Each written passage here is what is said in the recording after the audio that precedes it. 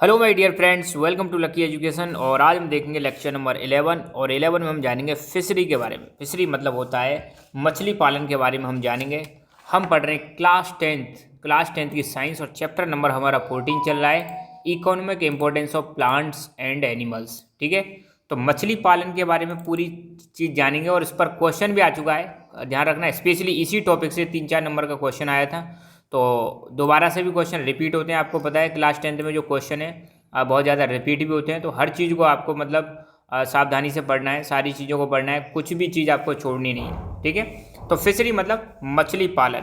और मछली पालन बहुत इंपॉर्टेंट आपका ऑक्यूपेशन है। बहुत सारे एरिया में जो लोग हैं, भारत में ऐसे कई सारे एरिया हैं जहाँ पर लोग बाग अपना जो गुजारा है वो कैसे करते हैं, मछली पालन करके करते हैं। तो ये सोर्स ऑफ इनकम है बहुत सारे लोगों के लिए। बहुत सारे लोग इन द सेंस, जैसे आपको पता है जो साउथ इंडिया है, साउथ इंडिया में जो कोस्टल स्टेट में जितने भी एरिया आते हैं, जैसे मान लो यहाँ से हम गुजरात से बात करें, गुजरात, महाराष्ट्र, गोवा, कर्नाटका, केरल, तमिलनाडु, आंध्र प्रदेश, उड़ीसा, वेस्ट बंगाल, इस एरिया में रहने वाले ज़्यादातर लोग, मोस्टली मैं तो कहूँगा 90% से भी ज़्यादा, 90+% से ज़्यादा लोग मछली मतलब इनका एक आहार है, फूड आइटम है, ऐसे समझ लो। मतलब इनकी डाइट में आपको फिश देखने को मिल जाएगी। यहाँ मतलब मेन चीज़ है ये, ठीक है ना। तो यहाँ पर अब बहुत सारे लोगों का जब फिश आहार है तो डेफिनेटली इस एरिया में फिशरीज का बहुत ही ज़्यादा बड़ा इंपॉर्टेंस होगा। मतलब बहुत सारे लोग किससे जुड़े हुए होंगे, फिशरीज से जुड़े होंगे, मछली पालन से जुड़े हुए होंगे। ठीक है, तो मछली जो है बहुत इंपॉर्टेंट है, ध्यान रखना। फिशरी जिसको हम पिसी कल्चर भी बोलते हैं, पिसी कल्चर का मतलब यही है, फिशरीज को, ये मछली पालन को पिसी कल्चर बोलते हैं। ठीक है ना। मछलियाँ जो होती हैं, फिश जो होती है, ये प्रोटीन का इंपॉर्टेंट सोर्स है। प्रोटीन आपको पता है खाने में बहुत सारे न्यूट्रिएंट्स पाए जाते हैं, तो इसमें से जो अगर कोई फिश खाता है तो उसको प्रोटीन का एक अच्छा सोर्स है, प्रोटीन मिलता है। और फिशरी अगर आ जाए कि व्हाट इज फिशरी, तो आप बता देना कि the rearing of fish for commercial purposes is called fishery. मछलियों को कॉमर्शियल पर्पज के लिए क्या करना, पालन करना, उनका क्या कहलाता है, फिशरी कहलाता है। ठीक है, अब एक तो नेचुरली भी पाई जाती है और कई बार हम मछली पालन करते भी हैं। जैसे मान लो अपने आर्टिफिशियल पॉन्ड बना के वहाँ पर मछली का बीज डाल देते हैं, छोटे छोटे बच्चे से वो लाते हैं और वो फिर वहाँ पर बड़े बड़े हो जाते हैं और फिर उनको बेचते हैं। तो मतलब कॉमर्शियल लेवल पर भी इसको प्रैक्टिस किया जाता है। फिशरी जो है वो पॉन्ड्स में भी की जाती है, लेक्स में भी की जाती है। अब ऐसा नहीं है कि इसके अलावा मछली कहीं मिलेंगे नहीं, मछली आपको रिवर्स में भी देखने को मिलेंगी, मछली आपको ओशियंस में देखने को मिलेंगी, सीज में देखने को मिलेंगी। मगर जो फिशरीज की जाती है कॉमर्शियल लेवल पर, वो पॉन्ड्स और लेक्स में की जाती है। India is India is at 6th position in the world in the sea food production. ध्यान देना, सी फूड प्रोडक्शन के मामले में भारत विश्व में 6वें स्थान पर है। कौन से स्थान पर है, 6th पोजीशन पे वर्ल्ड में। ठीक है ना। और फिशरी एक इंडस्ट्री है। हमारे भारत के कई सारे स्टेट्स हैं, जैसे मैंने अभी कई सारे नाम लिए थे, वेस्ट बंगाल, बिहार और उड़ीसा। यहाँ पर ये जो फिशरी है ये बहुत ही पुराना एक इंडस्ट्री है, लगभग 1500 ईयर्स ओल्ड इंडस्ट्री है, ध्यान रखना। ठीक है ना। Fish production is higher in fresh water than saline water. देखो, फ्रेश वाटर का मतलब है मीठा पानी और सेलाइन वाटर का मतलब है खारा पानी। ठीक है ना। तो फिश प्रोडक्शन मीठे पानी में बहुत ज़्यादा होता है कंपेयर टू खारे पानी की तुलना में। तो खारे पानी में मछलियाँ कम प्रोड्यूस होती हैं, जबकि मीठे पानी में मछलियाँ जो है बहुत ज़्यादा प्रोड्यूस होती हैं। ये भी चीज़ आपको ध्यान रखनी है। ठीक है। Variety of fresh water fishes, question यहाँ पर भी आया था कि फ्रेश वाटर फिशेस की 1-2 वैरायटीज के नाम बताओ, प्रजातियों के नाम बताओ। तो यहाँ पर अपनी बुक में 3 प्रजाति दे रखी हैं, रोहू, कटला, मृगल।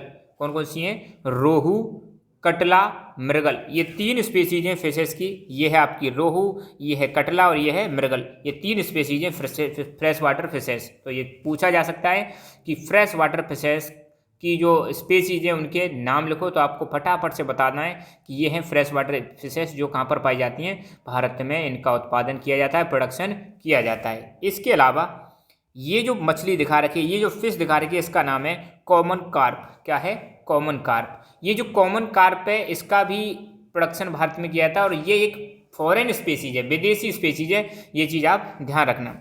ए land with clay soil is considered good for making of pond. अगर मान लो आपको मछली उत्पादन के लिए, फिशरीज के लिए पॉन्ड का चुनाव करना है, तो अगर वहाँ पर क्लेई सॉइल है तो वो अच्छी रहती है। किसके लिए, फिशरीज के लिए अच्छी रहती है। ठीक है ना। फूड फॉर फिशेस, अब देखो मछलियों को भी खाने की ज़रूरत पड़ती है, मछलियों को भी खाने की ज़रूरत पड़ती है, तो मछलियों के लिए नेचुरल फूड है अवेलेबल होता है, और हम आर्टिफिशियल फूड भी प्रोवाइड कराते हैं। नेचुरल मतलब जहाँ भी मछलियाँ ग्रो करती हैं नेचुरली, वहाँ पर वो रहती हैं, वह जीव वहाँ पर जो जैसे ओशियंस हो गया या रिवर्स हो गया या वाटर बॉडी, जितनी भी वाटर बॉडीज हैं वहाँ पर पाए जाने वाले छोटे छोटे जो प्लांट्स और एनिमल्स हैं उनको मछलियाँ खाती हैं नेचुरली।